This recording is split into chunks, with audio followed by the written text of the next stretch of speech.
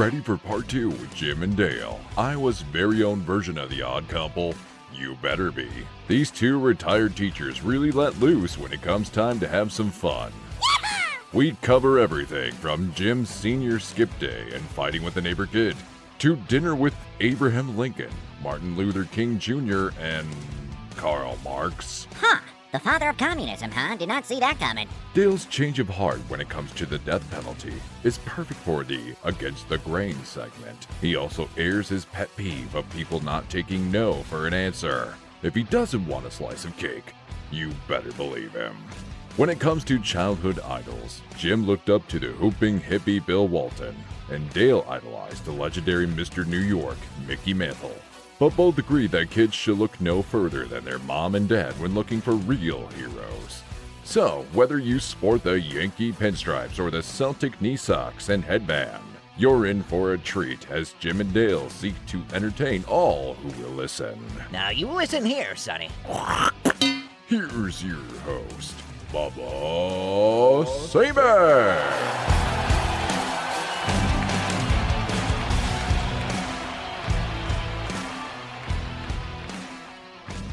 Thank you, ladies and gentlemen. What is up? Welcome back for part 2 with Jim and Dale of the Steve Brown Art Center and the Steve Brown Art Center podcast over there in Jessup, Iowa. If you missed part 1 of their episode, go back and listen to it. That was really good stuff. It's always fun listening to somebody from an older generation tell stories about what life was like for them because it contrasts so much with the world today. We talked all kinds of stuff from the good old days, them guys talking about their neighborhood and just riding down the street and everyone going and playing in the sand lot. We talked about penny candy and what you could get for a quarter, a loaf of bread, and you'd have change left over to get candy, and 50-cent gasoline, 50 cent a gallon gasoline. And then we even started talking a little bit about 6-on-6 girls basketball in Russia. Yeah, that's right. So if that intrigues you a little bit, go back when this episode's over and go listen to part 1 with Jim Gillespie and Dale Rueber. It was a great episode. I really enjoyed it. But this week, we're going to get into their segments. We're going to have some fun, but we're also going to get a little serious at the end. So to my audience, if you haven't already, be sure to subscribe, follow, like, wherever you're listening, watching, Spotify, Apple Podcast, YouTube. Leave us a 5-star rating. Even if you don't think we're 5-star, just, it's okay. It ain't going to hurt anybody. It'll help us. Why? Be sure and check out their podcast too. Go why for us too. Yes. Give them a 5-star Steve Brown Art Center podcast. They're everywhere as well, so go check them out. And then share with all your friends on your social media. Check out our social media on Facebook and Instagram. We're always doing funny reels. Sometimes we do merch giveaways. I got some DVDs right here. We're about ready to give some of these away. So if you want a copy of The Blind or God's Not Dead or Woodlawn, some of that stuff, we'll be doing that real soon. But you got to be on our social media to be a part of that. You can show off your impeccable taste by sporting some of our merch. If you want something, just email me. I'll hook you up. whatisuppodcast@gmail.com. Once you've done all that, you can sit back, relax, and enjoy this show. This is the best new, small-town, homegrown, fastest-growing podcast on the market. Well, it rivals Steve Brown Art Center podcast. So, Jim and Dale, welcome back, guys. Well, thank you. You guys ready to get into your segments? Yeah. Ready to have some fun? Here we go. Okay, so just full disclosure here. Dale is just going along with the segments that Jim picked, just so you guys know. So there might be some segments that Jim has only something to say, or Dale might jump in, and there might be some Dale says, nope, Jim, you're on your own on this one. You can just run with it. So that's why it's going to kind of look the way it looks. So here we go. The Doug Heffernan segment. You guys all know I'm a big fan of the King of Queens, the old TV show. Doug Heffernan, he was a big high school athlete, and then the real world hits you, and no one cares about your high school glory days once you get past, 18 years old. So Jim, what do you got? You got something for the Doug Heffernan segment? Well, first off, I was 6'3", 129 pounds in high school. So 129? 129. I was a bone. Oh, did you play high school basketball? I played that. I played, but I was slight, obviously. Oh, wow. Okay. But I wanted to talk about my senior skip day. I was an only child, and It was May, and it was starting to get warm, and my friends told me it was going to be the senior skip day. It was tomorrow, so I came home, went home, and told Mom tomorrow's senior skip day. Okay. And she said, okay. And I woke up about the same time I normally did for school, and she said, before you go do anything with your friends, you're going to paint the garage.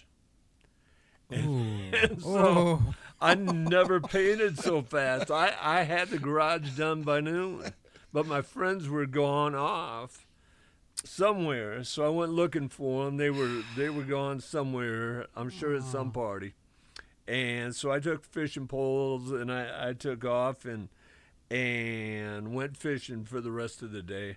And the next day, I went to school and I said, Mom, you got to write me a note for yesterday. Went to school, and Pat Hodak, she lived across the street. She was the high school secretary. Oh, boy. And I walked into the office, and Pat was always so kind. She was a neighbor, you know. Yeah. And I gave her the note. She looked at the note and wrote the pass, and it said, unexcused. I said, Pat, Mom gave me a note. Well, look at the note, Jim. The note read, Jim skipped school. Oh, Mom. Yeah. So that was my senior skip day, my Doug Everman story. Oh, my goodness. I had a little girl. She came in. She'd missed the day before, and she had a note from her mother, the second grader, saying how sick she had been and this sort of thing. So then at show and tell times, the girl stands up and starts talking about all the fun she had the day before, doing this with her dad and going here and going there. So the mother had, the whole note was just a lie, you know. It was just the funniest thing. I said, okay. Yeah. You say you read a lot. I think every teacher should write a book. Write a book. Because you probably got stories like just things you've observed that have given you a glimpse into the spirit of humanity that would just... My brother was in hospice care in Old Wine, bed at the hospital. And so I went to visit him, and a lady was there, and it was Linda Sewell, a girl I went to high school with. And she also was an elementary teacher, and she was a friend of my brother's. So we're visiting with my brother, and she tells something that happened at school with a kid, which reminded me of something. So I told, and so she told, and so we went back and forth with kid stories about 20 minutes or so. My brother is laughing so hard the tears are running down his face, and that's probably the last time he did anything like that before he died, a few weeks later. Yep. But it was such a thing how we just went back and forth, and just the funniest darn stuff. Yeah. I wish I had recorded this. It was, so man, that's good but stuff. for the mother to write that note, knowing that she just was lying through her teeth, and then the little girl gets up and explains all the fun time she had yesterday. You got, I'm not condoning the lying. Yeah, I understand. Yeah, but if you at least coordinate. Well, with you say, now don't tell the teacher this. No. Dale was wise to it. Yeah, that was pretty obvious. Okay, that's good stuff. All right, how about the Stop Complaining and Do Something segment? There is a wonderful book, and I would urge you listeners, and I had my students read this book the last probably 20 years that I taught. It's called The Greatest Salesman in the World by Og Mandino. Okay. You can get it. I know you read audiobooks. It's on YouTube. You can listen to it on YouTube, Bubba. Okay. But in it is actually 10 steps to success. But the 10th step was prayer, and in a public school I could not. Oh, I got I could not promote that. Okay. And so I turned it into 9 steps. Okay. And I have them real quick, and I would do them from memory, but then I'd forget one, and we would hesitate here forever. So they are, today I begin a new life. I will greet this day with love in my heart. I will persist until I succeed. I am nature's greatest miracle. I will live this day as if it were my last. Today I will be the master of my emotions. I will laugh at the world. Today I will multiply my value 100-fold. And I will act now. Now, all of those are just easy life lessons. Sure. But we would read the book and go through 2 or 3 of those lessons every day, and I would have my students remember those lessons, and I would give them a sheet of them. And there's a number of students that can that have the sheet I gave of the 9 steps to success, that still have that can still give me a multiple number of those. Sure. Yeah. And a number of those love Mandino's book. Other books he's written include the Christ Commission. Okay. It is a story about, did Jesus Christ really exist? Okay. And wonderful book about the robe, about the robe that he had at his crucifixion. Okay. The Mandino is wonderful, and he teaches such good lessons, not just religious lessons, but lessons on life. Okay. I like that. Yeah, some people got a gift to be able to articulate things like that to really have an impact, no matter if they got faith in their life or not. That's cool. I like it. Man, I'm just looking at that list like, yeah, I can see the benefit to all that. Yeah. Okay. Well, so that leads into the next one, book review, and of course you're gonna promote. The greatest salesman by Mandino, Og Mandino. Og Mandino was in the same fly corps as Jimmy Stewart was in World War II. Okay. And he his dream was to be a writer, but he ended up in World War II. Well, Mandino, the year he was to go to college, Mandino's mother dropped dead of a heart attack in the kitchen cooking him breakfast. And when he got out of the military, he became an alcoholic, became homeless, and he found the way. Yeah. Just an incredible story about Mandino. Okay. I won't get into him. We have a lot to do here, but I would urge the audience to read Og Mandino's Yeah, I'm going to stuff. check it out for sure, because that sounds kind of a little bit like C.S. Lewis as well. He, his mom died at a young age. He was kind of mad at God, and then he went to World War I and, held his best friend in his arms as he died, and that didn't help matters much. He had experienced the worst tragedy in life, and somehow or another, he had some friends that said, life is tough, life is brutal, but that doesn't mean, God's the one making this happen. And C.S. Lewis come to write these great pieces of literature, throughout history, and they're all very encouraging. So, yeah, I'll definitely check out Og Mandino. Dale, you're a teacher, you're a book guy. You got any favorite book over the years? Oh, yeah, probably too many to think about, but there's a couple I would want to mention. One is called, I believe the title is Mr. Truman Takes a Ride. Okay. It's about Harry Truman. It's a small little book, maybe 60 to 100 pages. It's in the Jessup Public Library. But when Harry Truman left the White House, there was no presidential pension. So the only income he had was his pension from being a colonel in the Army Reserve, National Guard. Okay. And he lived in a house in Independence, Missouri, owned by his stepmother, or not stepmother, his mother-in-law. Okay. So he had nothing except that small Army pension. Wow. No income, no Secret Service guards of any kind, no paid aides, nobody to help him with anything from the government. It was just he and his wife on his own. Well, he gets an invitation to come back east to speak to a group, and I think in Pennsylvania. So he's going to stop in Washington, D.C. and see some people, and then go do this speaking engagement. So he goes to a car dealership, and they sell him a car with payments. It's a friend of his that owns it. So he gets in this new Buick or whatever, and they start driving from Missouri to Washington, D.C. And he's driving down the road, and he's in a 4-lane, and he's in the left-hand lane because there's no traffic over there. And there was a law in that state, you're supposed to stay to the right unless you're passing. So this patrolman comes up behind him and pulls him over and goes up to him and looks in the window and says, "Geez, it's the president of the United States, or the ex-president." And I love the book just because I can imagine that moment on that trooper's face seeing the president there. So he gives him a warning and leads him, a ways.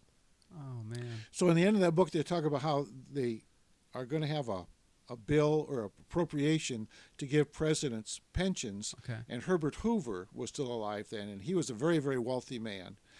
But he advocated for that, and then actually took the pension just so Harry Truman wouldn't feel badly about taking it for himself, because he was the one that really needed it. Yeah. And so I thought it's just a funny but a very telling book about how history has changed to the huge Secret Service protection and the money that we spend on ex-presidents now compared to then, where he just said, okay, you're done, go home. Thank you. See Yeah. ya. Yeah. And then there was another book I was going to talk about. It's called Filthy Rich Politicians. And it'll get your blood boiling about how politicians use their office to enrich themselves. And they say if you're rich when you go in, you'll get richer. And if you're not rich when you go in, you'll be rich when you come out. And all the different ways they use their office to benefit their own personal finances. Right. And I think that's why they fight so hard to keep those jobs. Oh, yeah. Because they're wonderful jobs, very well paid. You got a lot of staffers to do the work. All you got to go out is smooth with the people and get them to keep sending money in. So it's a very eye-opening book about our political system. Sure. And the kind of people we're getting into public. And I'm not saying there aren't some people out there who want to serve. Oh, no. But there's a lot of people out there who want to be served. Yeah. And they're using the government for that. And Yeah. so those are two books I've read in the last few years that I thought were very interesting. So. Yeah. What's the name of the second one again? Filthy Rich Filthy Politicians. Rich Politicians. Yeah. I mean, yeah, especially right now with those wildfires raging. Yeah. You think about that. Law enforcement, first responders, teachers in Iowa is definitely on the lower rung, I've heard, as far as pay scale for teachers compared to other states. Why, if someone runs for office and they win, like they should just get kind of the average salary, maybe. No one stops to. Well, it's not the salary. It's the stuff on the side and the stuff you don't see. Yeah. Well, I think the salary should be. You ran for office. You're there. You're willing to serve us. You shouldn't get rich. At least off the salary. I guess we can't. Yeah, a lot of them you want to, so the average guy can afford to take a political office. I was interested. I think it's the mayor of Los Angeles. They're talking with her, and they cut the fire budget millions and millions of dollars in the last few years, and now all at once they're short of people, they're short of equipment, and they got those huge fires just causing tremendous damage. And I keep thinking, well, we're doing that same thing here in Iowa, is that we're cutting the taxes and lowering money and cutting back services. We don't have enough highway patrolmen. We don't have enough ambulance drivers. We don't have enough firemen. We don't have enough guys, the conservation guys. I mean, there's tons of people that we need to provide the services, to clean the water, to clean the air, to do the things that people want done. But instead, we're giving them, we're going to give you a tax break. And, if you want services, you have to be able to pay. And if you want water in your house, you pay the water bill. Yeah. You pay the light bill. Well, this other bill needs to be paid too, to offer the services that everybody uses, everybody needs. And even if you don't need them personally for the common good, you can pay. Yeah. To help for the common good. And so I don't know. I just think we're going in the wrong direction as far as trying to placate people by saying, we're going to give you a huge tax break, but then when something like these wildfires happen, then man, you're stuck. Yeah. And you can't go back and redo it because it's too late. So that's what I'm thinking about. No, yeah, that makes sense. I think there's going to be, hopefully, a lot of information come out on why these wildfires weren't handled. The response wasn't as good as it could be. But I've always thought that the people that should be making more like that, they're not. Yeah. But yet the politicians get super the wildfires wealthy, they had in California a few years ago, power lines were blown down and they started fires. And so that power company ended up paying, I think, billions of dollars in fines. Okay. So this time it comes around, they shut off the power so their lines wouldn't start any more fires. Well, now the pumps then, which rely on electricity, are getting no electricity, so the firemen go to the hydrants, there's no water. There's no water pump. And so somebody wasn't talking to somebody. You hate to have these meetings where you come, and let's talk about what if. Yeah, and, exactly. And nobody wants to do that. Yeah, I've always had that thought when you see professional athletes and they just look like they're chiseled. They're just, because they didn't go to school for 10 hours a day. They didn't teach, they didn't go to the factory. If that's your job, to be as the best you can be, I think us three probably would have looked pretty darn good.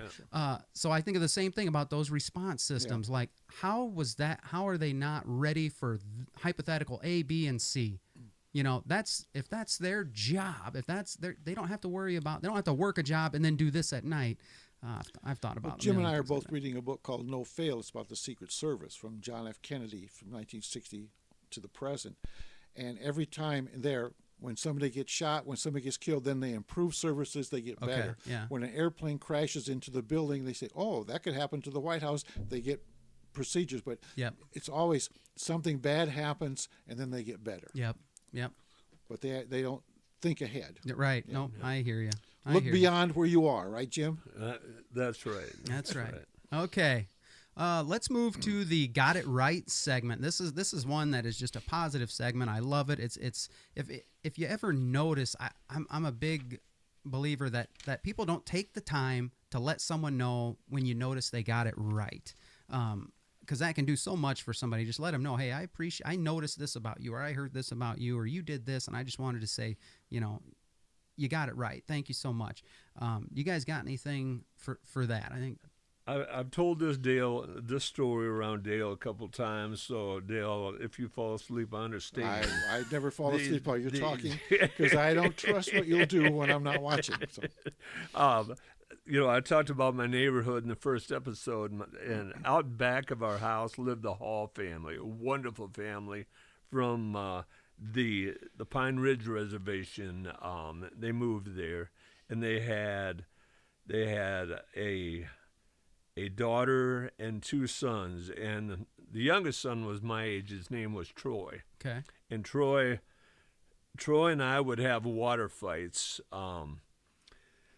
Growing up, and it would start with little water pistols, and he had a little water pistol, and I had a little bigger water gun, and then he would get a bucket of water, and I had a 5-gallon bucket of water, and I would throw on him, and then he would get a hose, and his hose would come to the alley, and he would spray it at me, and our hose was long, it would go across the alley, and I could spray him.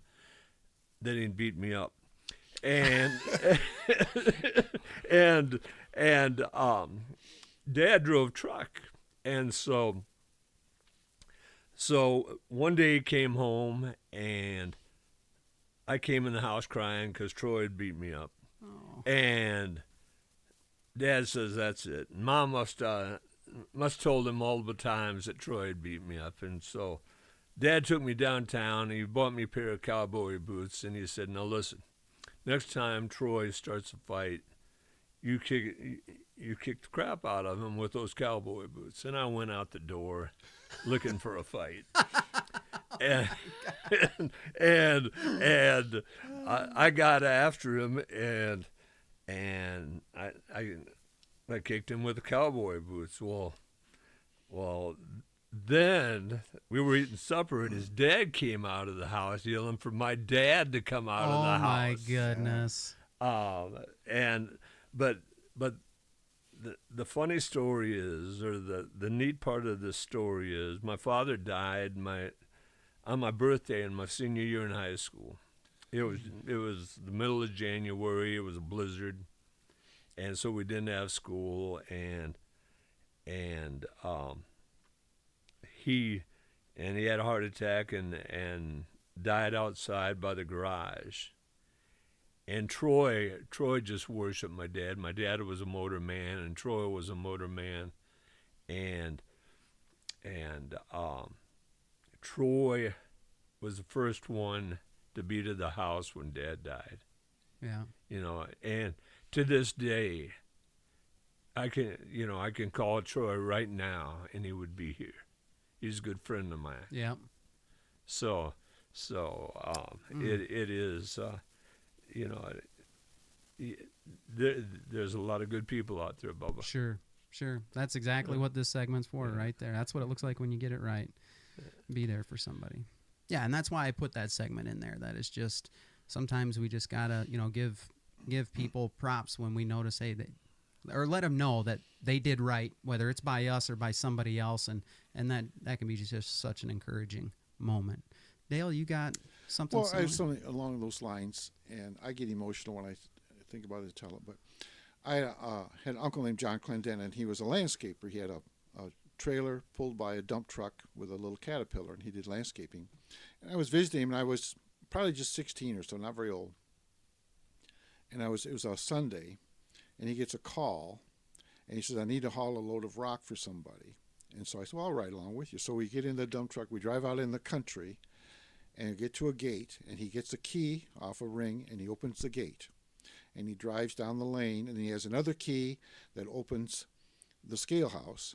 Okay. Weighs the truck, writes it down, has another key to start the loader, loads his own truck, weighs it, writes it down, locks everything up. We drive out, and he locks the gate. And I was so impressed that whoever owned that quarry trusted him that much. I said, I want to be the kind of guy that people trust with their keys, with their. So very interesting. I really made an impact on me. So years later, I moved to Jessup. In the first summer, I'm working for Manny Mallon Wright, pouring cement. So we're driving down the street one day in his pickup to get to our job site. He stops in the middle of the street up by the school on Prospect Street, puts the flashes out and gets out, and he says, get the broom and a bucket out of the back. So I do that, and I look up, and there's a broken glass in the street. Okay. So we go up, and we clean up the glass, put it in the bucket, sweep it up and everything, put it back, and then we drive on to the job site. Well, I don't know how many people had driven around that broken glass, and I probably would have too if I'd have been driving.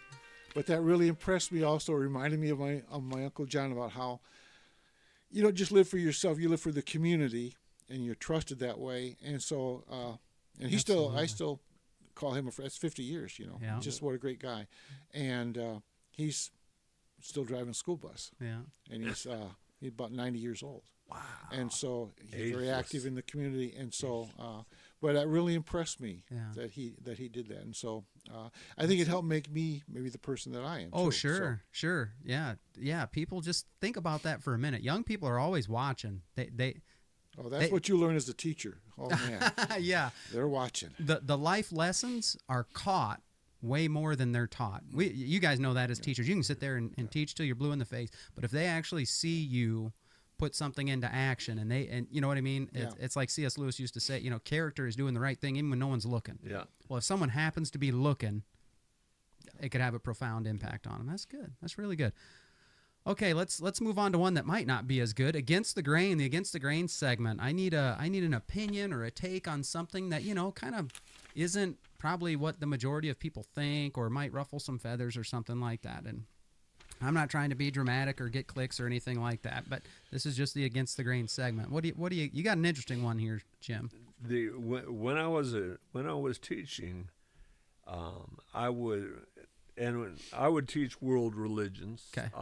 part of world history, and I would talk about certain religions that weren't in our area, Buddhism, sure. Taoism, Zoroastrianism, etc. But in Waterloo, there is a mosque, there is a synagogue, and I developed some relationships with the imam at the mosque and the rabbi at the synagogue, and so they allowed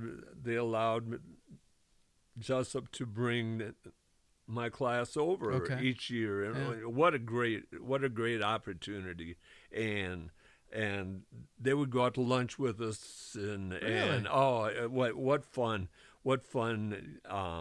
just learn a lot from them. Sure. And tragically, it ended one year. The trip was attacked online, and social media is good in a lot of ways, but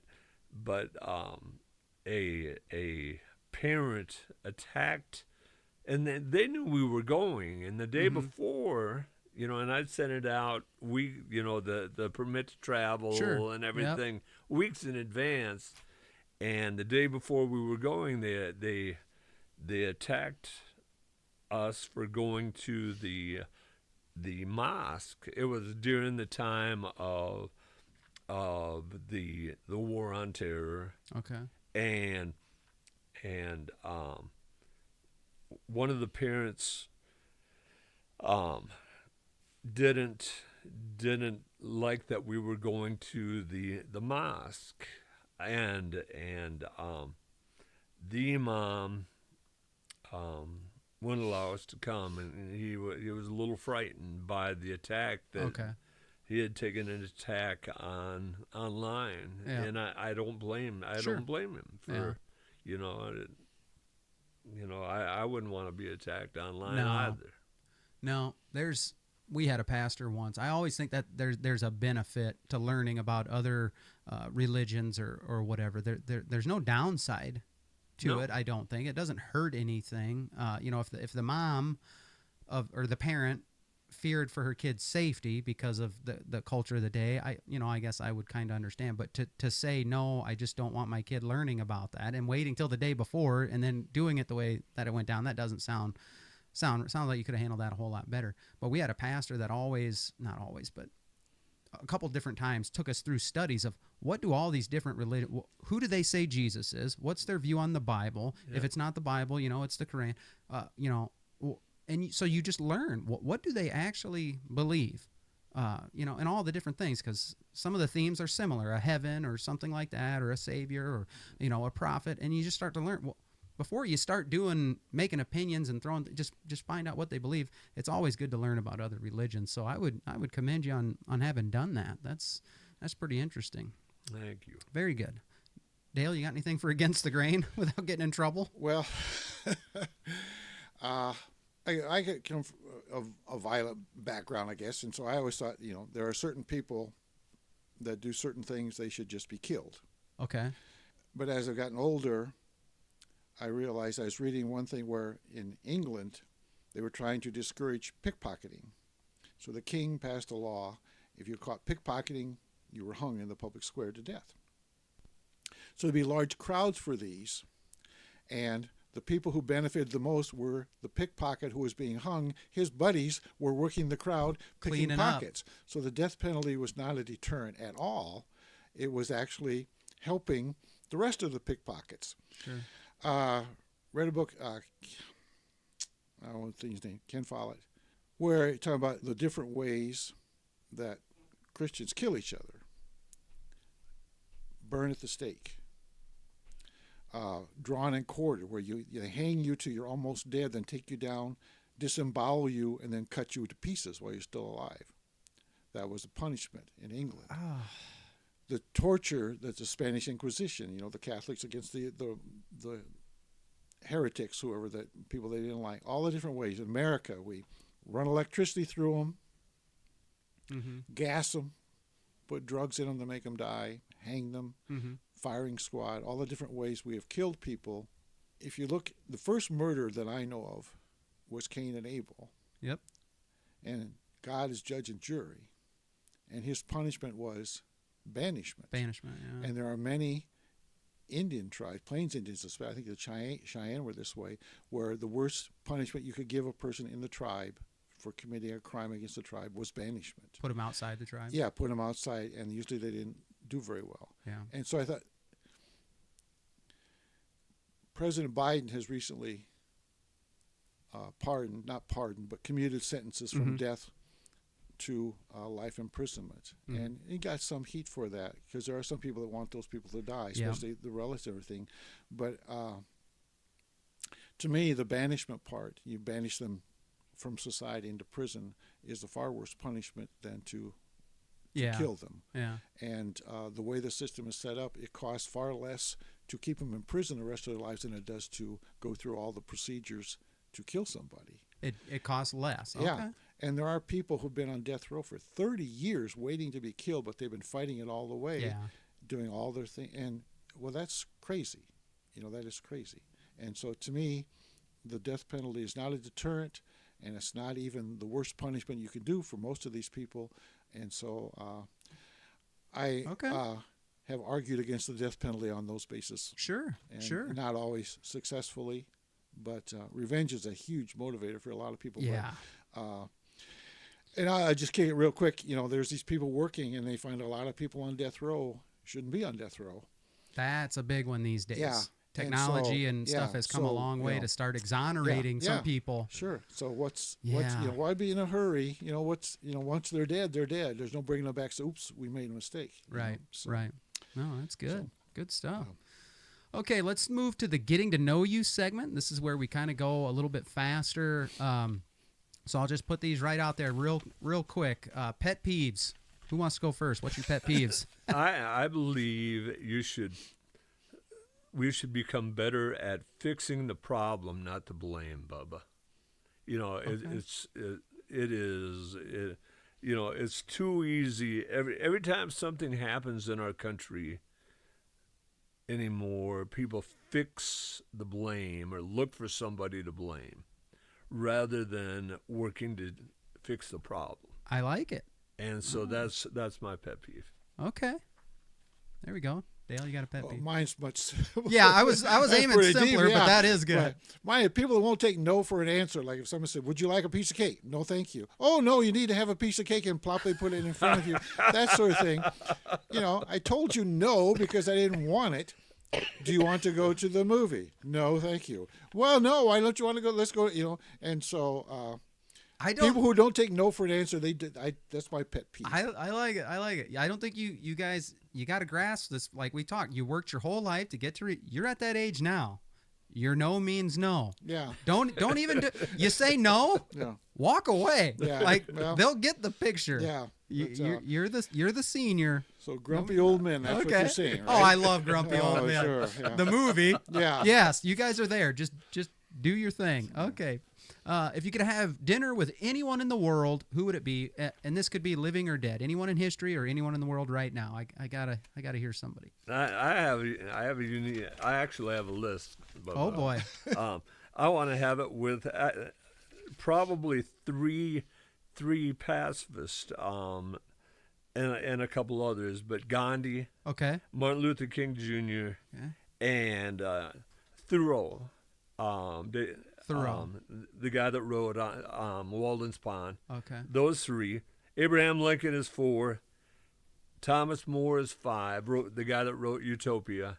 And 6 is Karl Marx. Dale might be right. I might be a communist. Wow.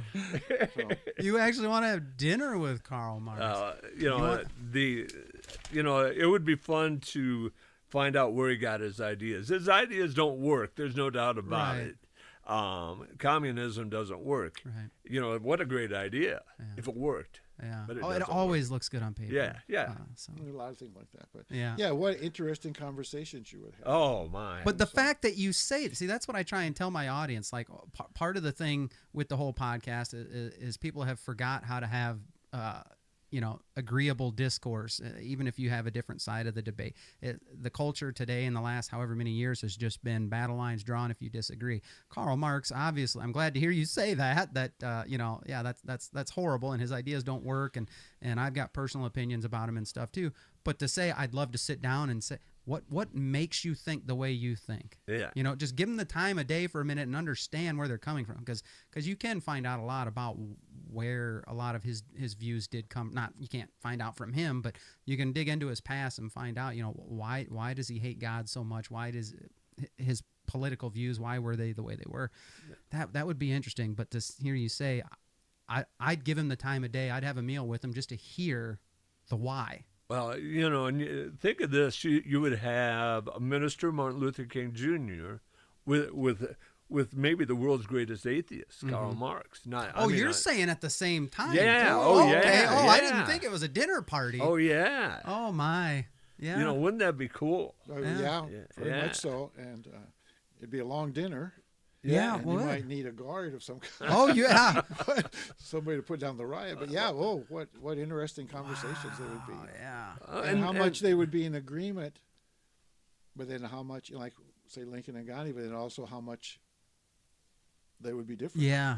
Just a lot of differences. Yeah. Well, how many people died in the Civil War? And Gandhi fought. Even in World War II, Gandhi promoted nonviolence, but he was involved in the war. Mm-hmm. He drove an ambulance. Okay. To his credit, he didn't wander from his teachings. Mm-hmm. Yep. Yeah. Yeah, that sounds like Desmond Doss. They did the movie Hacksaw Ridge about him. He was a conscientious objector. He wanted to just save lives. That was it. And then you find out, well, he was told he could do that, but then when you show up to boot camp and he won't pick up the gun, and he ended up saving how many lives at this battle on Hacksaw Ridge, and the movie was well done. And then you dig into his foundation and his life story. It's like that dude stuck to his beliefs. Yeah, he didn't. I mean, he wanted to save lives, and he did. He saved a lot of lives. That was awesome. Dale, who would you want if you could? Anyone in the world or anyone in history? Well, I'm way off. Yeah, top that You're list. so deep, Jim. But I was thinking, there's a man named Chesty Puller. You probably have never heard of him. His name was Louis B., and then Chesty was his nickname. Okay. And there's the Medal of Honor, and then there's the Navy Cross, right? It's the second. Okay, the Navy Cross. There's not several, but a few people have been awarded that twice. Chesty Puller was awarded it 5 times. No one else even close. And he was a Marine, of course, and went all the way from a lieutenant through general, World War II, and the most famous and fantastic Marine of all time, okay, as you can tell by the medals, but very outspoken, and the top Marine is called the Commandant. That's a 4-star general. He wanted to be Commandant. People thought he should be Commandant, but he was not. He would tell you what he thought rather than be political. Oh, okay. And so he is a very honest, right down to earth, boom boom man. Okay. And some people were showing him this new flamethrower that they had developed, and he said, "Well, where do you put the bayonet on that thing?" He liked the up close and personal fighting. Oh, wow. Everybody else, we don't like he was just messing with him. But I think he would be the most interesting person I can think of to see how he developed, and again, he wasn't like God, but he did save lots of lives because he trained his men so that they didn't get killed. Yep. And the more of the enemy you kill, the fewer you kill in the future. I mean, it sounds crazy, but it's a way of looking at it. But so anyway, I think he'd be the most interesting man to sit down and talk to. Sure. Man, you say bayonet, it just makes me think for our kids club at church, our Awana club. One night a year, I do a night called, I can't remember what it is, Red, White, and Blue Night or something. And I have some local vets come in and they give a little lesson. It kind of reminds the kids, that there's men and people who have served, men and women who have served our country and things. And so I think it was the first year I did it. We had like 4 or 5 different guys up there, and one of them brought this rifle he had and all this stuff, and he got up there, and here I gave the kids a pep talk saying, now listen, don't be asking about, killing people and things like that. Some of these guys have seen combat things. Just be respectful. If you got questions and they let you ask. This guy gets up there and he starts showing the things on his belt and talking about combat, and you'd throw this and you'd do this, and he's standing with his rifle the whole time, and he goes, and when everything else is gone, and he pulls out this bayonet and he fixes it on the rifle, and he says, if the guy across from you's got this sticking out the other side, he's having a bad day. And I'm like, oh, man. That's what I'm saying. Your generation, you got to say what you want. I remember we had the police chief in to talk to the kids about bicycle safety, John Berkman.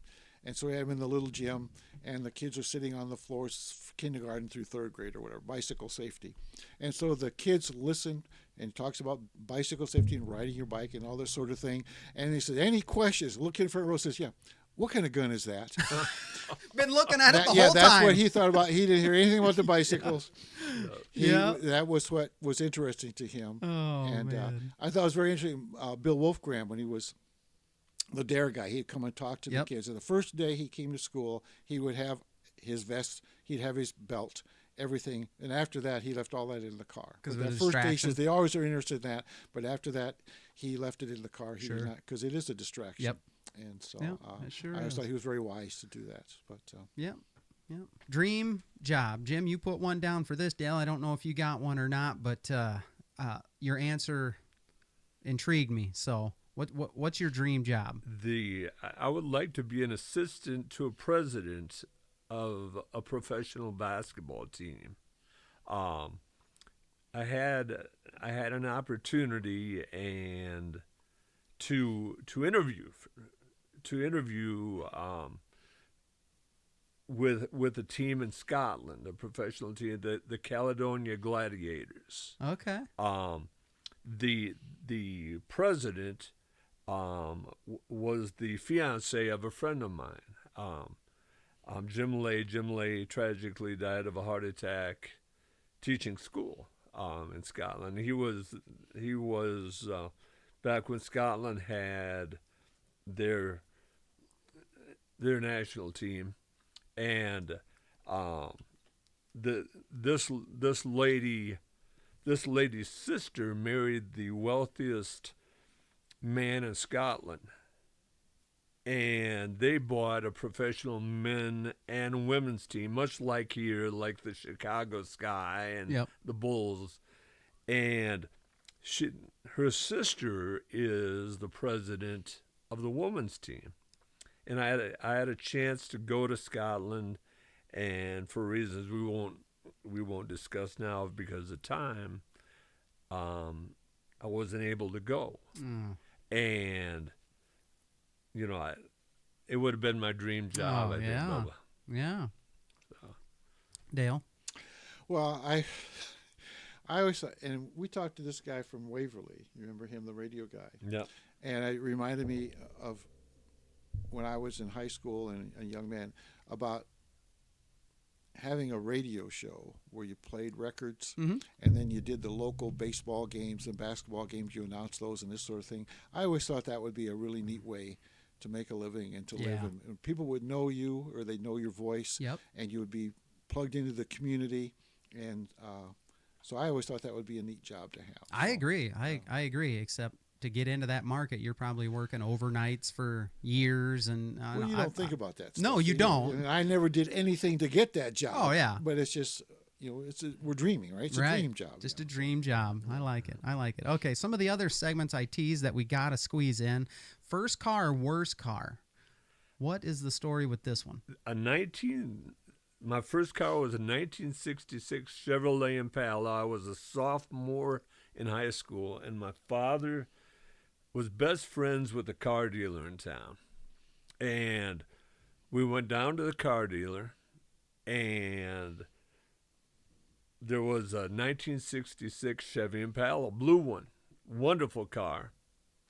And Dad asked me if I liked it, and I liked it.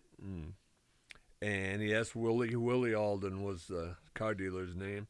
And he said, Willie, what do you want for it? Willie says $200. Dad says, all right, I'll give you $100 down, and I'll pay you $100 next month. And that's how I got my first car. All right.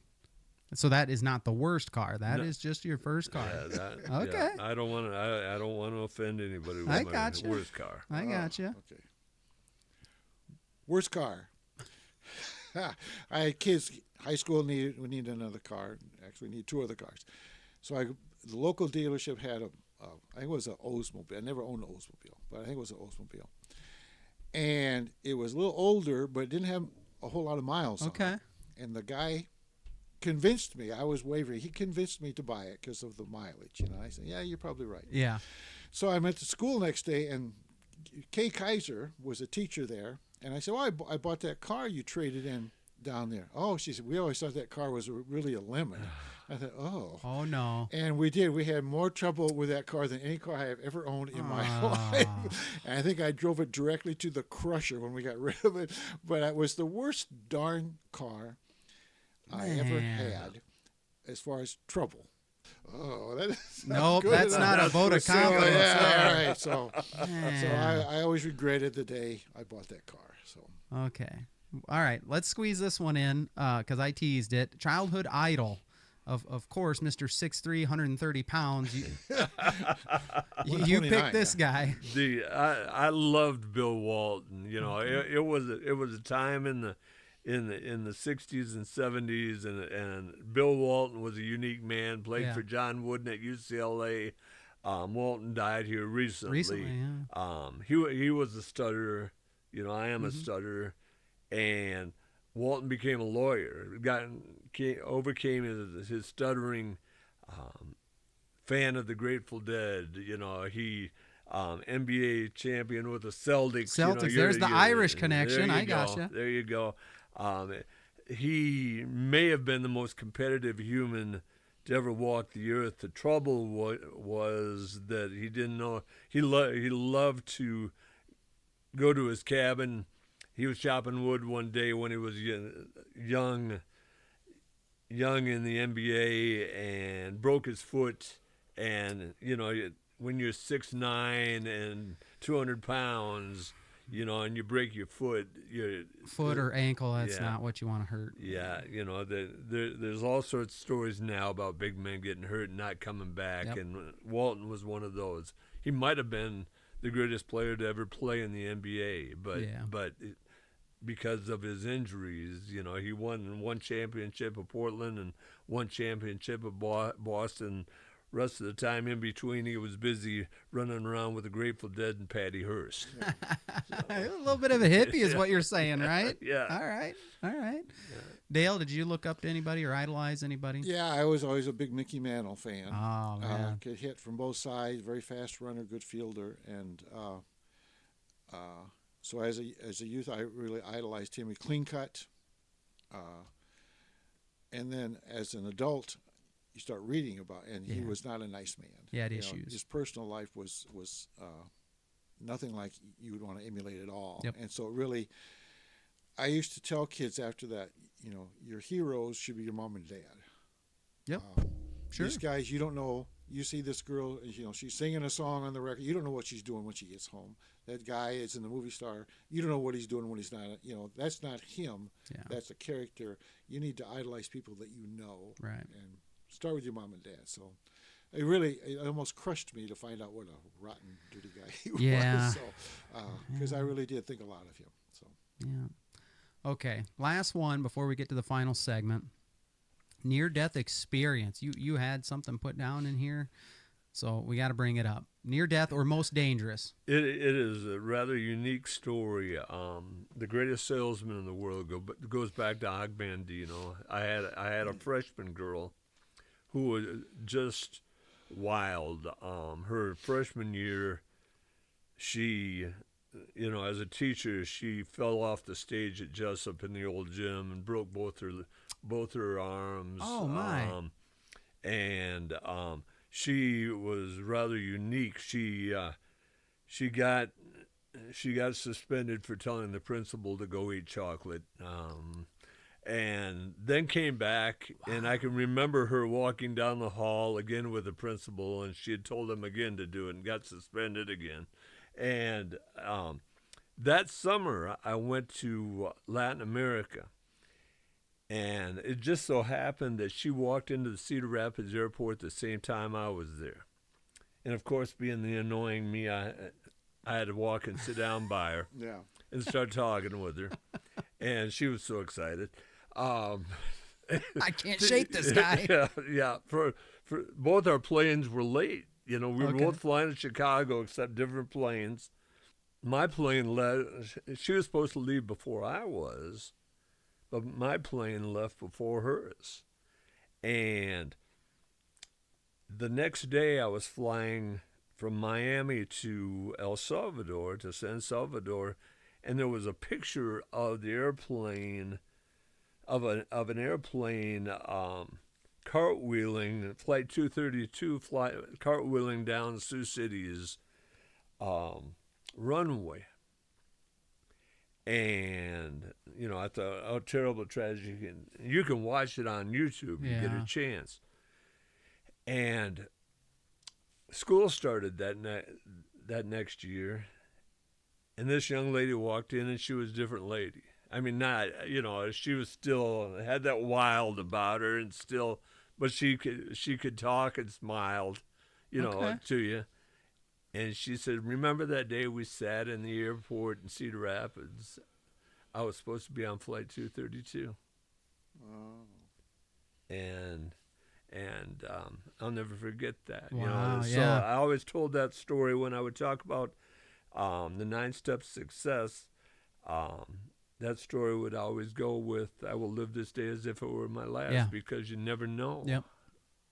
You don't. When it ends.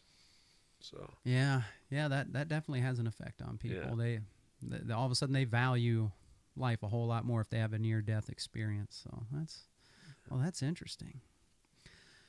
Okay, boys, we failed miserably at getting to our time goal. We knew